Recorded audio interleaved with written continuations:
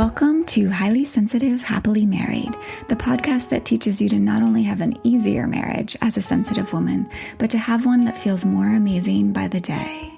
Where you'll hear relatable stories, love advice that works, and coaching on how to have a marriage where feeling upset and disconnected is a thing of the past, and where instead a sense of loving connection and even fun and lightness is the norm. I'm Hannah Brooks, highly sensitive person, love expert, and marriage coach, and I'm so happy to be on this journey with you. Hello and welcome to episode 23. And before we dive in with our very special guest today, I want to make sure you haven't missed out on signing up for the Closer to Your Husband in 7 Days challenge. I'm hosting it for free starting in just a few days. So Monday, April 5th is when we begin. And you can join for free by going to lifeisworthloving.com/closer in 7 days. That's all just spelled out with letters. And, or you can look at the show notes and you'll see a link directly to join. Last year's participants got so much out of it. They reported truly feeling closer to their partner and being surprised by how quickly that can happen. The same can happen for you, and I'd love to show you exactly how that works and walk you step by step through it, one day at a time, until by the end of the 7 days, you are actually feeling closer, more affectionate, more peace, more loving, all the good stuff that you're looking for. So come join us. I'll see you there. All right. Hello and welcome. I'm excited today because I haven't talked at all about parenting yet on this podcast and how it affects and impacts marriages. And I think for us highly sensitive people, it can be potentially even more kind of overwhelming and potentially knock us for a loop and even be kind of hard on our marriages. Parenting can be, depending on how we're thinking about it, how we're approaching it. So today I really want to talk about how we can create more well-being in our marriages while raising kids. This will speak to parents of all types of kids to some degree, and particularly parents of sensitive kids, which we tend to have kids who are highly sensitive, not all the time, when we ourselves are highly sensitive, because it is a genetic inherited trait. So I'm also going to really just talk today about how having healthy, happy kids is not mutually exclusive to having a happy, healthy marriage. And really, in fact, they go hand in hand. And so today I'm super happy to have Julia McGarey here to help us untangle some of what keeps us from having both of those things, healthy, happy kids, healthy, happy marriage, and really help us understand how to do that, particularly when we're raising highly sensitive children. Julia is the life coach for parents of highly sensitive kids. She helps parents take the pause button off their life and their relationships and their goals while building more connection and calm into their relationship with their children. So obviously she's the perfect person to have here today. So welcome and thank you, Julia, so much for being here. Thank you. I'm so excited to be here and to talk to you about this. I think it's going to be really fun. Yes, I know. And I know it's going to help people, particularly moms who are listening so much. So on that note, I see a lot of parents, a lot of moms, because I mostly work with women, but I also sometimes work with men. And I see parents having, or like really operating out of this idea that they need to put the kids first. Like they have to do all these things to keep the kids happy and well. Like kids are really forefront, right? And what I see happening is there isn't much left over for their marriage. And of course, these parents are so well-intentioned, right? But it isn't always necessarily what's actually best for the kids to kind of deprioritize their marriage and really over prioritize their kids. And I think especially for highly sensitive parents and kids, truly I've seen too many marriages suffer. And this is personal to me too, like including my own first marriage, by really over prioritizing the kids and under prioritizing the marriage, like marriage back burner, right? Kids, all the energy. Yeah. And that like certainly didn't work out. If anyone, all of you who know my story knows that that was not helpful even for the children. So I think, one of the big things is that as highly sensitive people, when we aren't giving ourselves the time and decompression space and really just like allowing ourselves to enjoy our lives, we tend to not be at our best, right? One of the sort of popular things I say is we can be insensitive as highly sensitive people when we are not centered, right? Highly sensitives can be insensitive when we're not centered, which doesn't serve our kids, doesn't serve our marriage, right? Right. Yeah.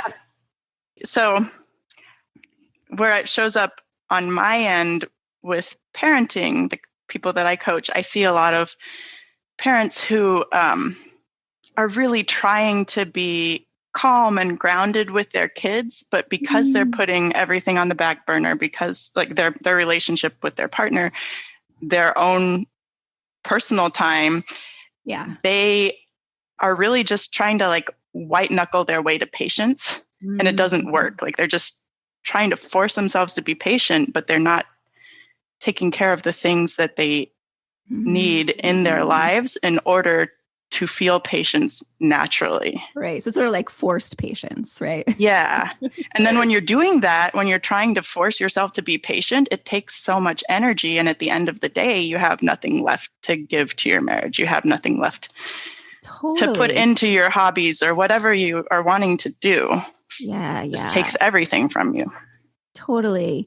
And I think like, especially for children in general, but especially for sensitive children, like they pick up on all of that, right? You tell me more about that, but I think they absorb that like sponges, and then all those emotional nuances, right?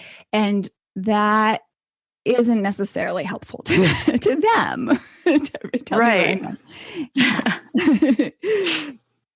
Yeah. If you're trying to force yourself to be patient and you're running out of energy around this because you're not addressing the things you need to actually feel patient, then eventually you're so dysregulated from all that energetic output that you snap and you fall into the habits that you're trying to break. And then you and your kids just like feed off each other.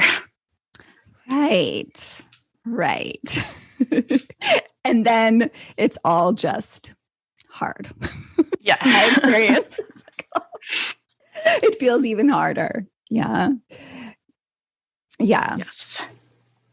So, do you, let me just ask in what you've noticed, or if you have a sense of how often do you think that the kids of highly sensitive people are highly sensitive children? Like, is that common? I think it's more common for highly sensitive people to have highly sensitive children. I don't know the exact numbers. Yeah. It's just my guess, because we know that roughly 1 in 5 people is highly sensitive, and we know there are genetic factors at play. Yeah. So I think if you're a highly sensitive person, it might be more like a 50% chance that your child is also going to be highly sensitive. Right. Totally. I'm just curious, like, I've always struggled a little bit to identify whether my children are or not. And I think it's because I actually think they might all be, but my older one is really super extroverted. And so that threw me off a lot, I think. Those are the fun ones. Yeah. Yes, totally. How do we identify? Yeah, like, do you just want to say like just a couple words about, like, if for parents listening who are probably mostly or all highly sensitive people, just like a couple things that would help them be like, oh yeah, my kids, that sounds like my kid. Yeah, I'd say starts to really become clear around kindergarten, because there are certain traits that are developmentally appropriate, like the big emotions are developmentally appropriate and like typical across the board for kids when they're really young. But then as they start to get into elementary school and they're still having these big emotions that seem to come out of nowhere at the drop of a hat, which as highly sensitive people who are processing things all the time, we know it's not really out of nowhere. Then that could be a sign, because if it just seems like they're still having emotions that their peers are not. But it does show in a lot of kids, even at birth. So when I talk to parents who are seeing their child's sensitivity in contrast to older peers, I usually ask them, like, well, what were they like as a baby? Were they born alert, connecting with everybody in the room and noticing every detail from the second they were born, or were they a sleepy baby? You know, a lot of times we think of certain babies as old souls. I think usually those are the highly sensitive ones. Oh, I love that. That makes sense to me, actually. Yeah. My husband and I were just talking about old souls, and we were like, what is that? And I love it. That makes so much sense to me. Yeah. Yeah. And as far as infancy and high sensitivity goes, some parents are so attuned, usually probably highly sensitive parents, so attuned to their infant's needs that they don't cry. They're not fussy babies because their needs are anticipated and met quickly. So the sensitivity doesn't show up until a little bit later. But for most parents, they're highly sensitive infants are like, they're more likely to startle. They're less comfortable around strangers. They're a little bit fussier. And a lot of times there are sleep struggles too. Yep. Totally sounds like my kids. And it's so interesting. I love hearing that too, because I was very attentive to their needs, particularly like thinking of my first. And I think that was why it was challenging to figure out if he was highly sensitive, because all those things are true of him. But I was like, my attachment there was so good. I was just like so focused on mom, like being mom, which is later was part of a problem, potentially a problem in my marriage. But he adjusted really well, right? Like I think it helped him feel safe in the world ultimately. Yeah. And that piece of being an extroverted, highly sensitive child, it's I don't like equating high sensitivity with being shy, but I think that's what a lot of people do for children. And then when you see a child who is motivated to like get out there and make friends and be social, but they have a sensitive nervous system that can only take so much input, and they don't know their limits, that's when you see like these kids who seem to be functioning just fine, and then out of the blue, they're like having a big meltdown in the middle of a birthday party or classroom or just like overwhelmed system. Yeah. And that's actually what drove me to focus in on high sensitivity in my coaching, was having a 3-year-old child in my classroom who was extroverted and highly sensitive and very confusing to everyone around her. Yes. If she was having a good day, she could run our classroom for us because she knew every detail of our routine, of where everything was, what the teachers did, what the students were supposed to do. But if she was dysregulated, if she was wearing a sweater and it was hot inside and there were other things going on, she just had such big emotions, and she was so empathic. Like if the people around her were upset, she was upset too, for longer than they were. Right. And a lot of adults thought she was being manipulative, and I just felt like she was so misunderstood that I wanted to zero in on that and help those kids. It's amazing. It's such needed work in the world. I love it so much. And I love like just that description of her. I think even for my listeners, like even if you don't have kids, right? This could be helpful for you, just even identifying yourself as a highly sensitive person. And if we think back to our own childhoods, and was I kind of like, was any of that there for me, right? Yeah. So I want to share a little bit about like some things that I've heard, that I've learned. So the Gottman Institute is really like the leader in doing actual scientific research on healthy, happy marriages. And they say, like, I'm just going to paraphrase kind of what they say, which is that children are nurtured by the love between their parents equally as much as by the love given to them directly. That makes sense. Like, yeah, I love that. Yeah, I think it's beautiful. And of course, like, that's kind of like a happy mom. It makes a happy child. And that's not always exactly the truth, but at least to some degree. And again, especially for highly sensitive children who are so empathic and who do pick up on what's going on around them so deeply. So, I mean, this is really kind of going back to what we were saying about, like, we were talking about patience, but in your experience, how important is the parent's well-being when it comes to raising healthy, happy, highly sensitive children? I think it's more important when raising a highly sensitive child than a less sensitive child. Yeah.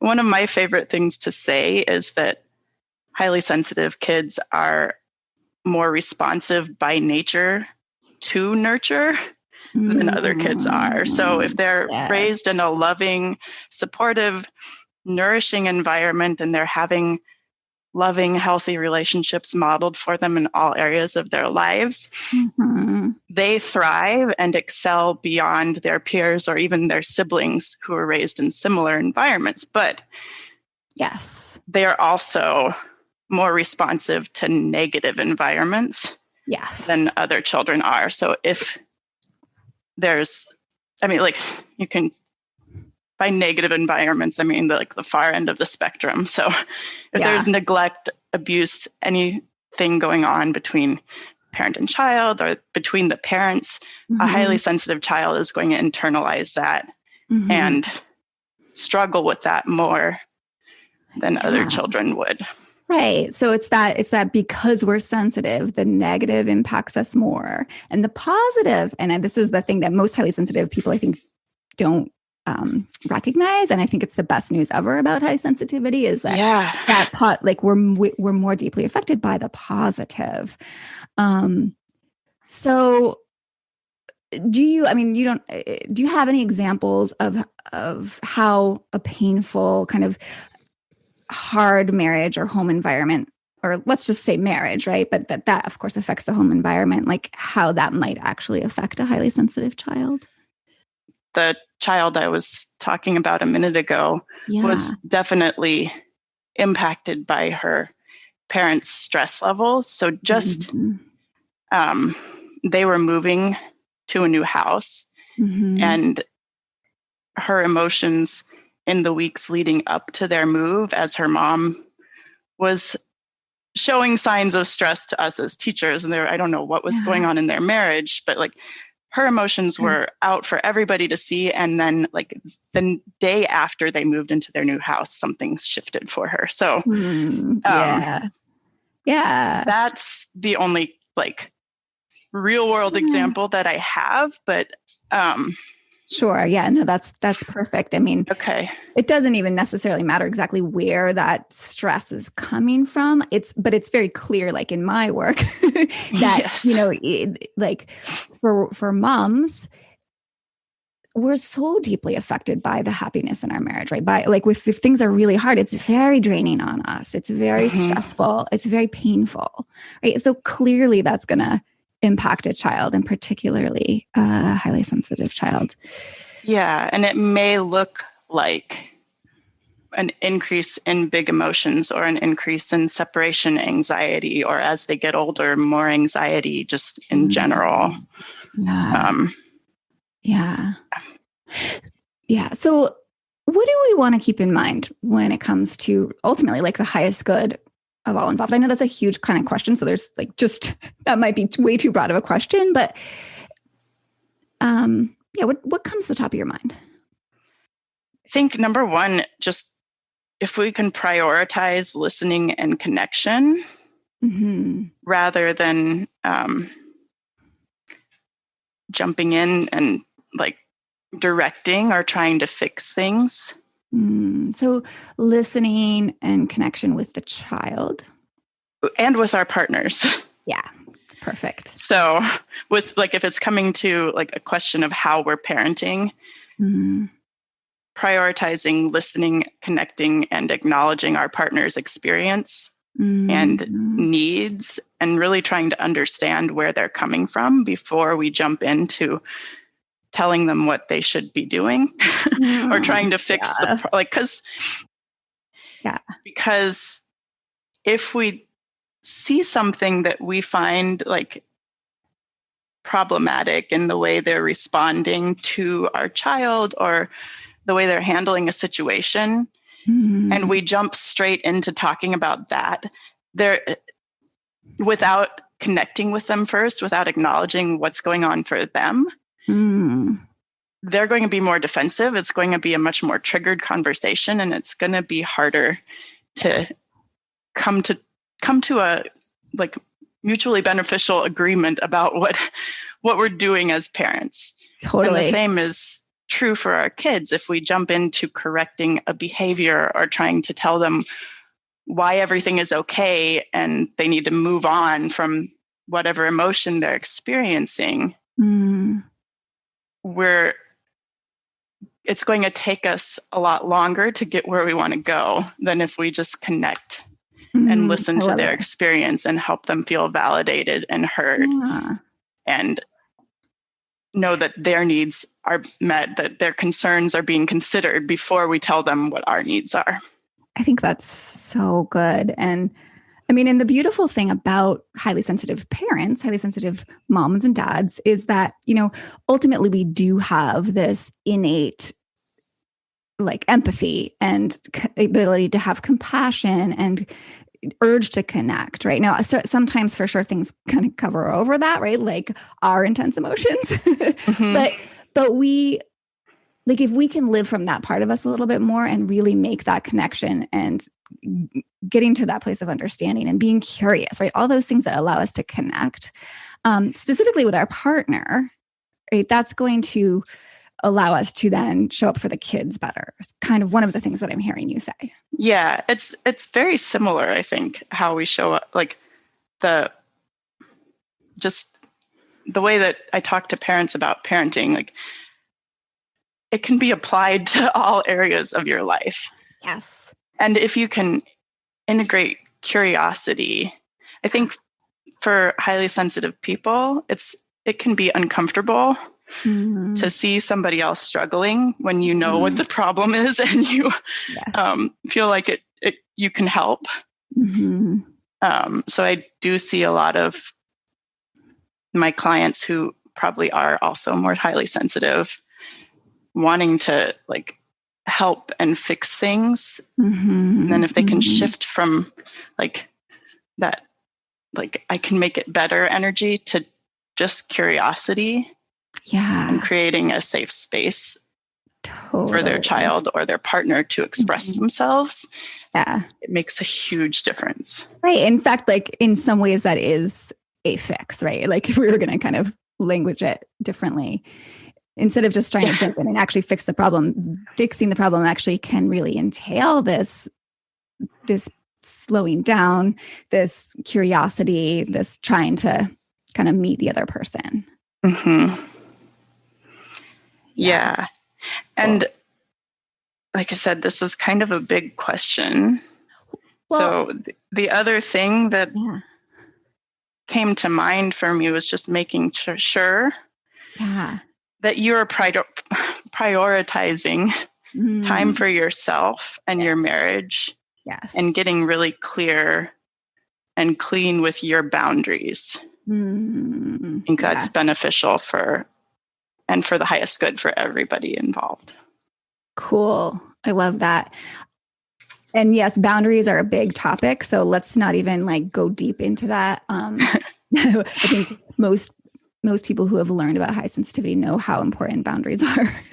Yeah. And I'm going to do a whole episode on that, and at least one, if not many. But prioritizing time for yourself and, of course, for the relationship. Yeah, 100%. And for your emotions too. I had in mind, like, get cozy with your emotions, and not just the good ones. Get to know how they show up in your body, what behaviors they trigger, and then just really starting to learn to process them rather than push them aside.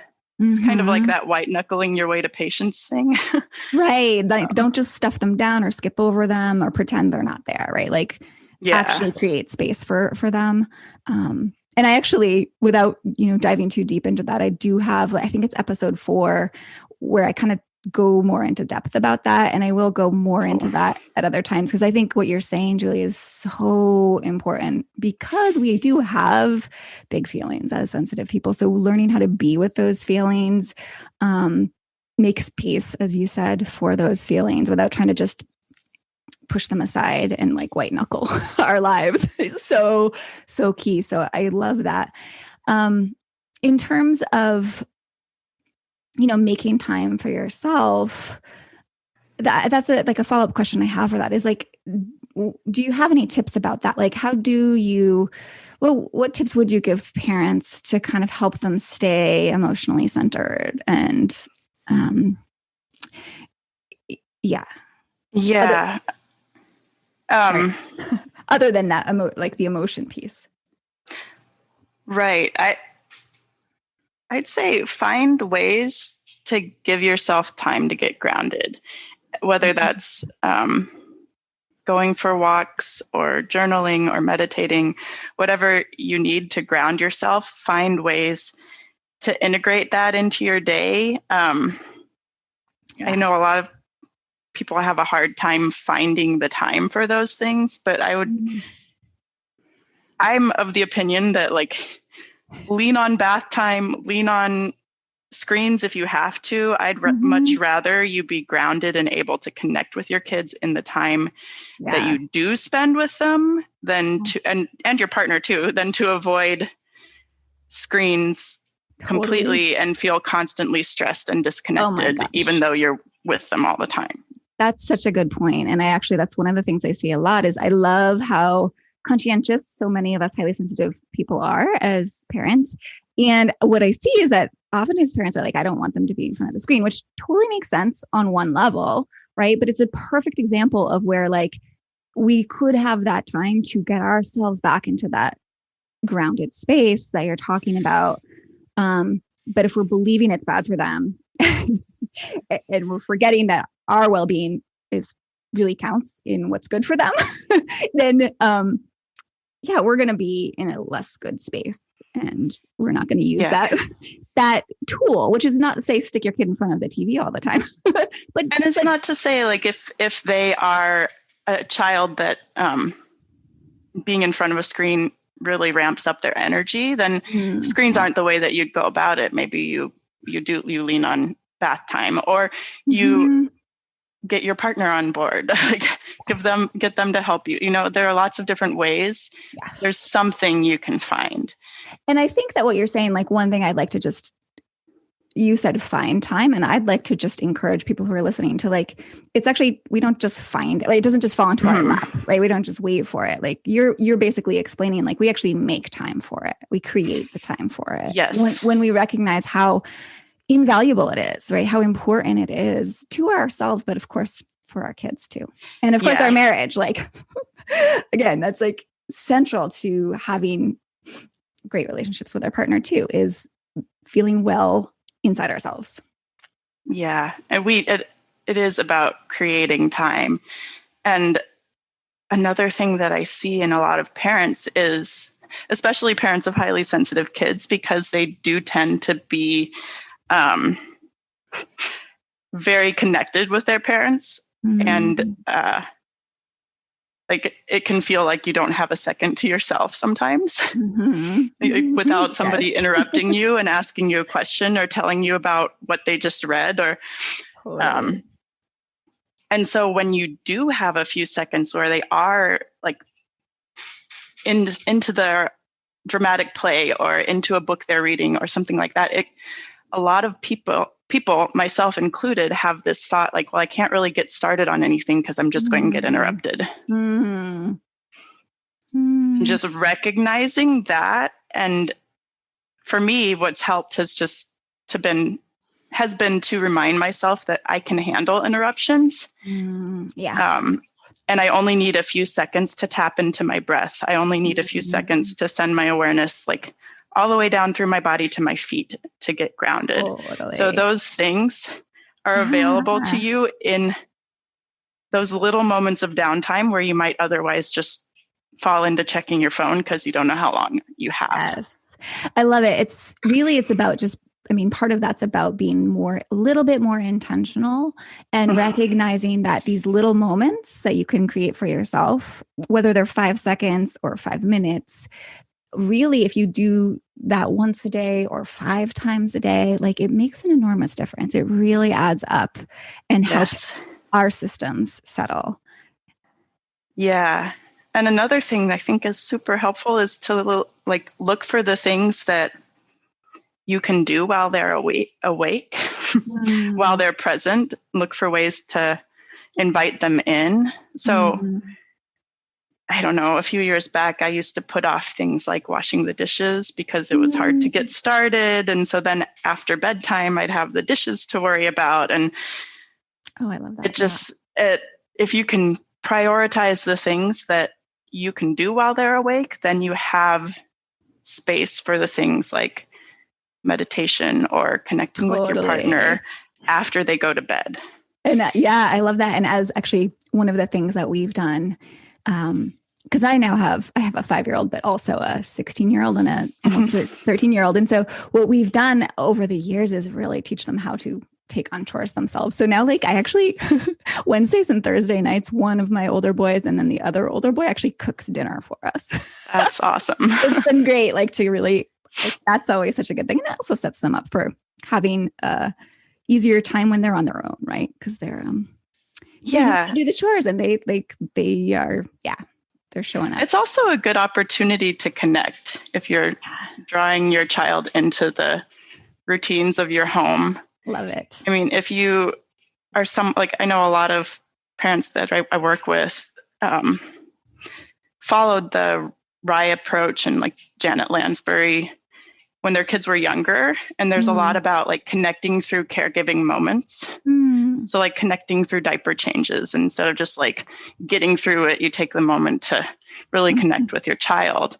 And I think you can extend that as they get older into connecting over preparing food or connecting over cleaning to get it's totally it's weirdly it's one of my favorite times is last night we roasted a chicken and my older son had never done it and I helped him just get it set up, right? And it was sweet and fun, and then I got to go off and do my thing while he finished it. And it's good times together for sure.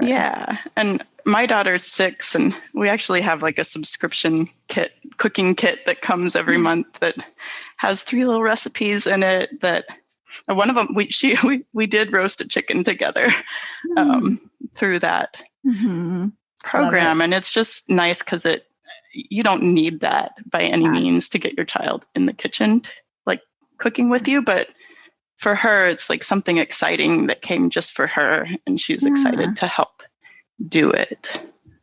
So fun. That's a great idea. I love it. Yeah. So one of the things that I'm really hearing is from all of this that you're saying is that we can actually use the daytime to do the things around the edges to get the things that we quote unquote have to get done, and actually include the kids in that. And that can be a connecting time to be present with each other. And we can also sort of steal moments or create moments when our child's doing something else during the day to kind of get ourselves back to center. And all of that will allow us to feel better in the evening and have more time for ourselves and our spouse in the evening, which is food, is nourishment for us, right? And the relationship. Absolutely. Yeah. So I guess that just kind of leads me into this other question is, maybe this is actually this sort of the same idea is like, one of the things that I hear parents say, maybe this is what you've just shared is sort of the solution to when I hear parents say, like, there's no time for each other because of the kids. There's no time for my spouse. There's no time to create and keep and maintain that connection or develop that connection together because of the kids. You have any extra thoughts about that? Well, when I hear parents say something like that, I want to encourage them to take a minute to just notice how that thought lands in their body. Mm-hmm. So for me, when I'm thinking there's no time for each other because of the kids, it creates a lot of tension, just like throughout my body. And I feel frustrated. And when I feel like that, when I feel that kind of tension, I get burned out very quickly. Yes.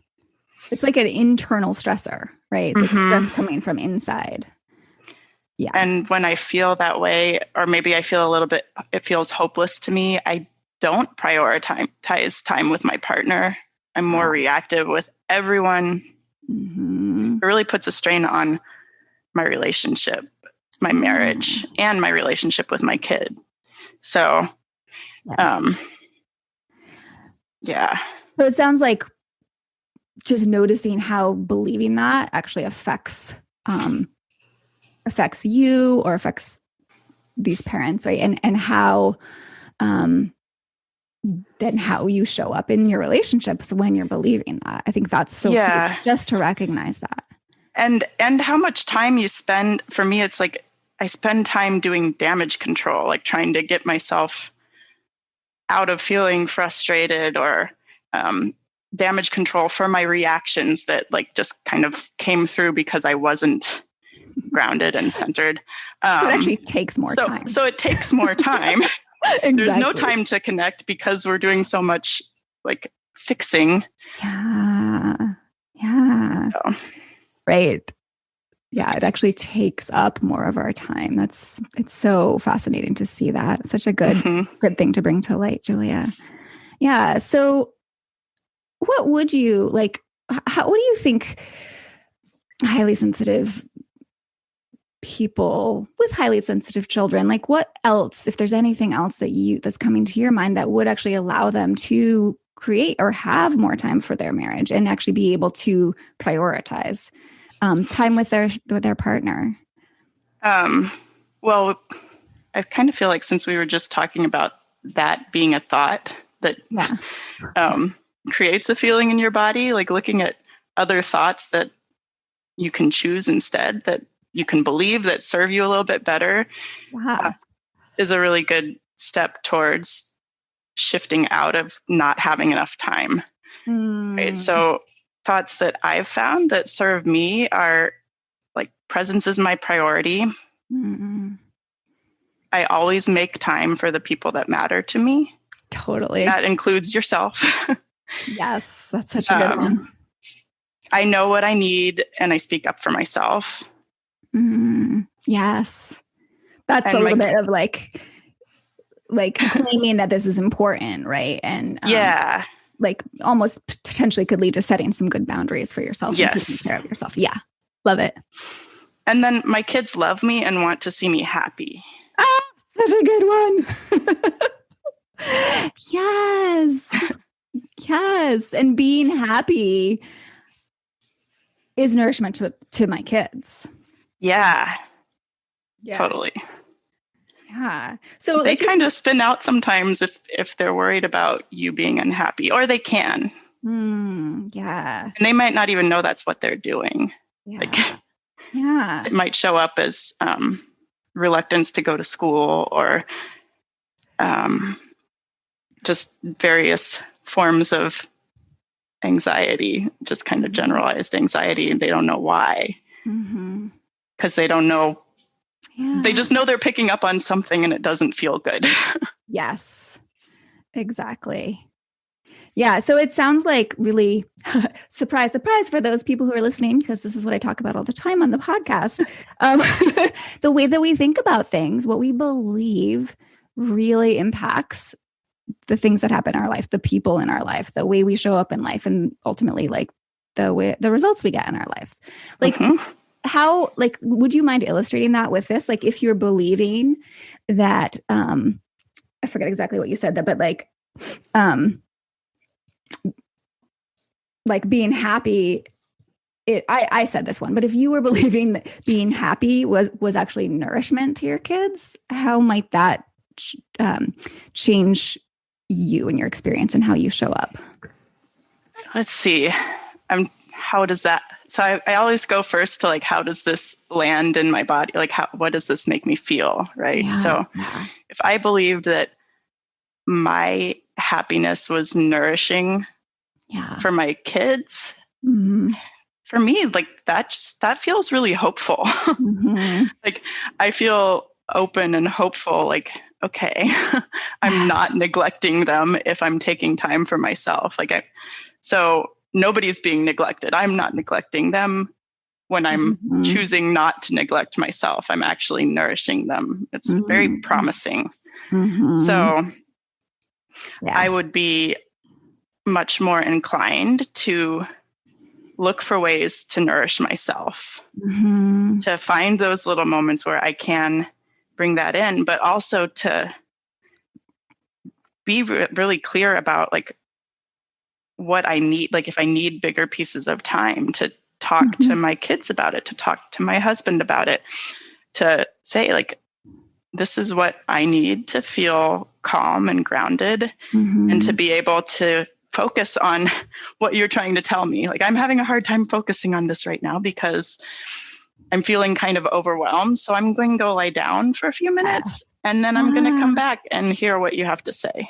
Yeah. So just little things like that. If I'm thinking that that's nourishing for my kids, I'm going to be so much more likely to actually do it. Because when I do it, it feels good instead of feeling neglectful. Yeah. And then I show up differently. Like I show up ready to connect. Yes. And my kids are, in the end result is that they are nourished by our relationship because when I do show up, I'm ready to connect and support them. And it's just everybody benefits.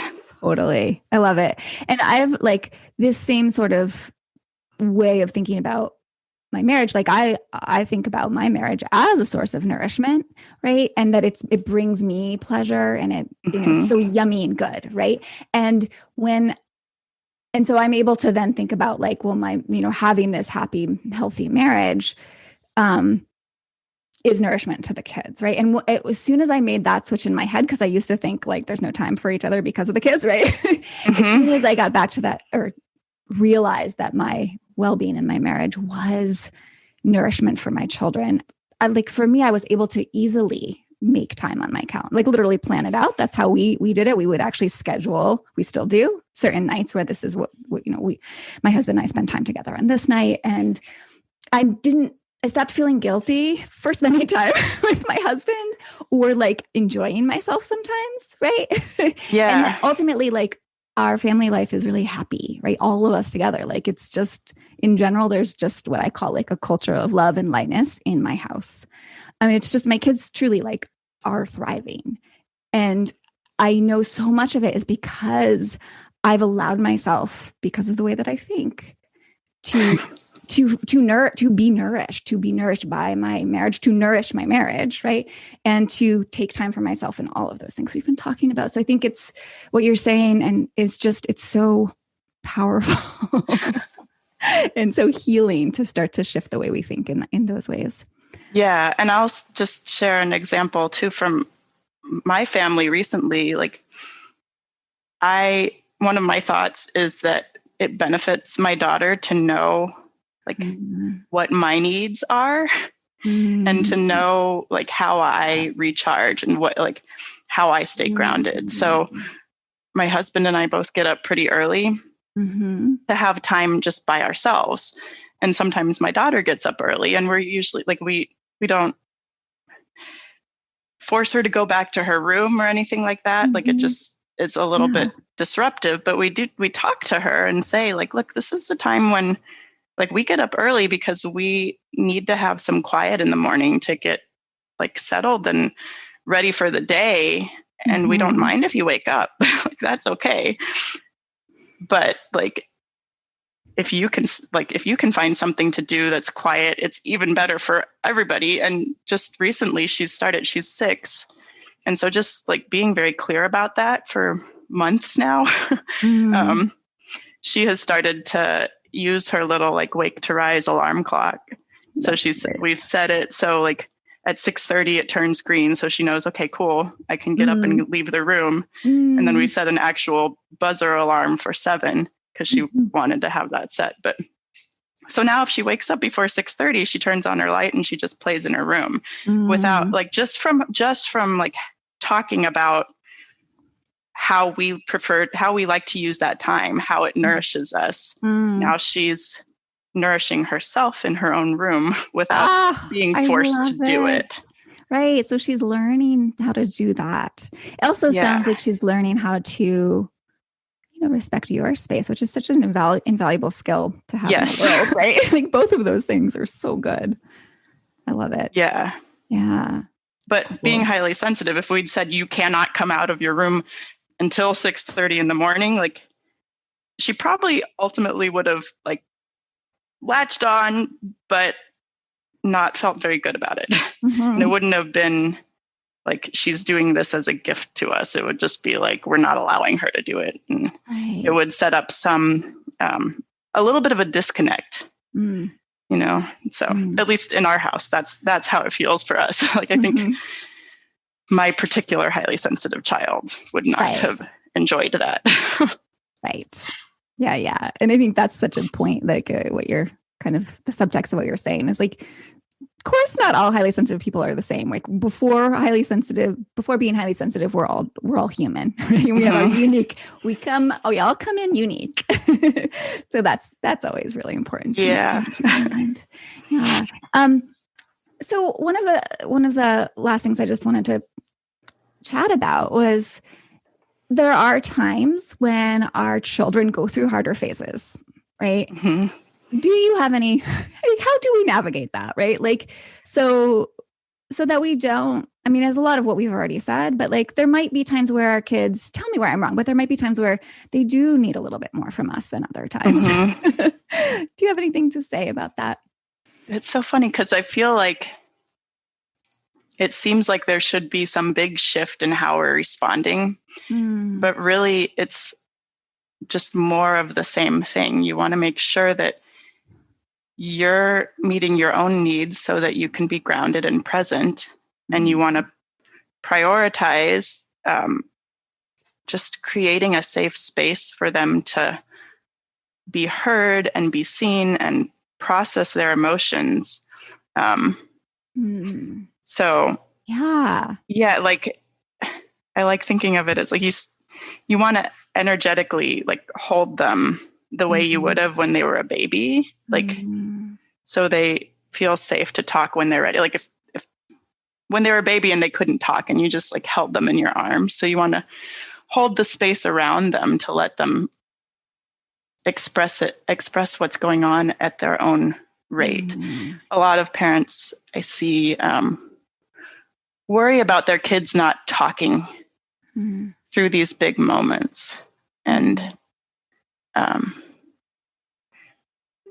maybe they don't need to talk. Maybe they just need to be heard or seen or validated or held. Right. But a lot of times if you do the holding and you don't rush them, they do talk. They will tell you like what's going on and how you can help. So, and that kind of just comes back to what a lot of things we've already talked about today, like empathy, connection, presence, right? And you yourself or us as parents ourselves feeling grounded and knowing how to hold our own emotions, right? And be with our own feelings and, come from a space of being nourished ourselves. Yeah. It's kind of the theme through everything that I do. It's so good. And it's so important. And so, I think the reason I wanted to talk about this with you today is because it's so easy for us to, in our modern world, with all the expectations and shoulds and ways we're supposed to do things, quote unquote, it's like so easy to put ourselves last. Mm-hmm. And that doesn't serve our children. Yeah. Yeah.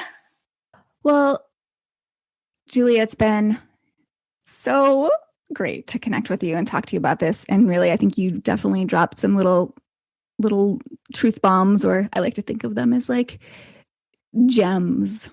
Yeah. So good. How, if people are interested in, I know that you work with parents, so if people are interested in learning more about you or connecting with you, or even working with you, how might they best find you? Yeah, so I do. I work with parents through one-on-one coaching. Sometimes I work with both parents, but usually it's one-on-one. Mm-hmm. And I'm on Instagram. That's where I hang out most of the time. You can find me at Partnered Path Parenting on Instagram, cool. Or you can head to my website too, which is just partneredpath.com. Awesome. And I will absolutely put those links in the show notes for anyone who's wanting an easy way to get in touch with her. Just click on the links. Yeah, Julia, thank you so much. Truly, it's been a pleasure. It's been so much fun. Thank you for having me. And to all of my listeners, I hope this has been super helpful. And make sure to join us this coming week in the Closer to Your Husband in 7 Days challenge. I can't wait to see you there. Just click the link in the show notes and you'll be on your way to join us. And in the meantime, be oh so well.